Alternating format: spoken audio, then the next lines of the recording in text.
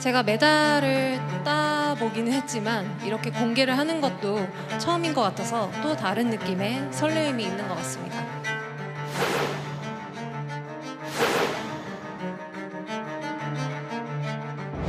금메달 딴 거에 대해서 이제 저보다 더 간절한 사람한테 금메달을 줬다고 생각을 하자고 그랬습니다. 저는 일단 그거에 대한 아무 미련은 없는 것 같아요. 저는 진짜 계속 말하지만 그냥 끝났다는 거에 만족스럽고 또 제가 잘 했기 때문에 그걸로 만족스럽습니다.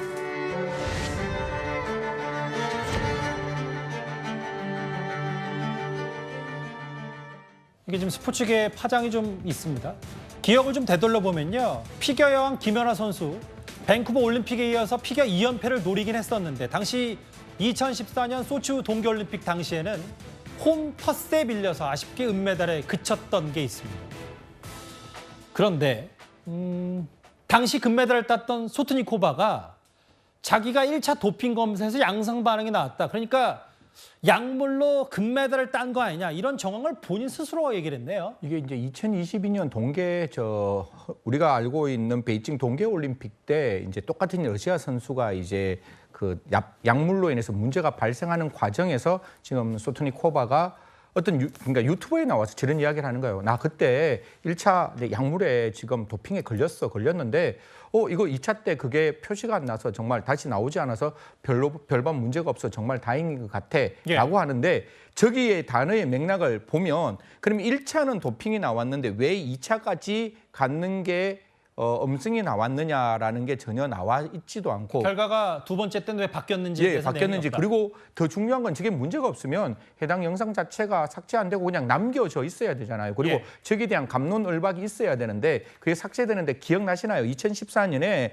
소트니코바가 제가 알기로는 224점 그리고 김연아 선수가 219점 정말 차이가 얼마 나지 않았습니다. 그런데 정말로 제 개인적인 생각에 약물이었다면 저 박탈시키고 박탈되면 은메달이 금메달로 올라올 수 있으니까요. 저 부분 좀 국제연맹이 좀 잘 들여다봤으면 좋겠다는 말씀 드리겠습니다. 저도 당시 저때 올림픽 취재를 해서 좀 아는데 네네. 기억을 되돌려봤을 때 금메달을 소트니코바가 따긴 했는데 그 이후에 이렇다 할 화력이 없었고 그렇죠. 그러다가 스스로 은퇴를 했기 때문에 당시에 좀 약물 논란이 좀 있긴 했어요. 그리고 저 연기를 보면 모르겠습니다. 이게 제가 자국민이고 제가 김연아 선수를 좋아해서 그런지는 몰라도 제 눈에는 분명히 우리 김연아 선수가 훨씬 더 기술 점수는 좋았을 것이라고 다른 사람들도 다 생각했는데 막상 이렇게 딱 나오는 점수 자체가 그렇게 차이가 났습니다. 그러다 보니 이게 자꾸 편파 판정이다. 그다음에 그 나라에 있는 어떻게 보면 자국민이 위하는 점수로서 우리가 밀렸는 거 아니냐라는 이야기까지 나왔는데 결국 저렇게 1차에 양성이 나왔다라는 사실이 지금 나와 있으니까요.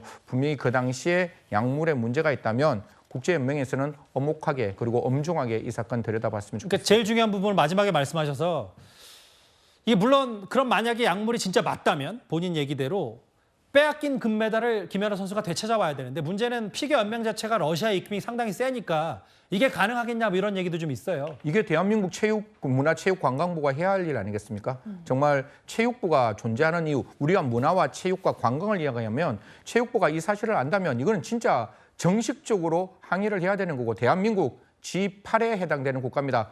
지금 러시아 보시면 아시잖아요. 아무리 어떤 특정 나라와 전쟁을 하고 있는 모습인데 그 나라한테 굉장히 많이 끌려다니는 모습이고 그 나라 내부에서 저렇게 쿠데타 형식이 올라오는 거 보면 러시아 저는 무섭지 않다고 생각합니다. 분명히 대한민국 메달이 필요하면 우리나라가 국격을 높여서 가지고 왔으면 좋겠다는 게 개인적인 생각입니다. 저 약물 얘기 좀 스포츠계에 파장이 있어요. 알겠습니다. 김연아 선수 얘기 오랜만에 해봤다면 또 다른 스포츠 스타 얘기가 바로 준비가 되어 있습니다.